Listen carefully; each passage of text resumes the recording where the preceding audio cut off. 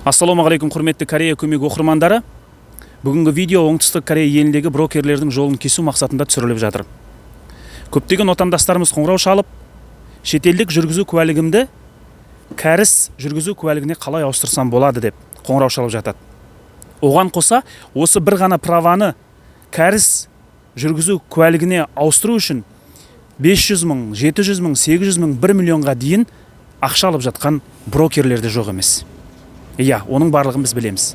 Енді мен сіздерге бүгінгі видеоның астында комментарияда қалай алу керек, қай жерден алу керек, қанша ақша төлем жасау керек, соның барлығын мен сіздерге жазып қалдыратын болам.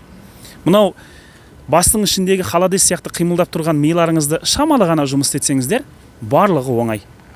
Сондықтан бүгін мінекей біз қазір төлем жасадық, бар болғаны 22 мың ғана төлем жасап, отандасымыздың жүргізу куәлігін халықаралық жүргізу куәлігін ауыстырдық. Енді бұл отандасымыз 60 мемлекетте емін еркін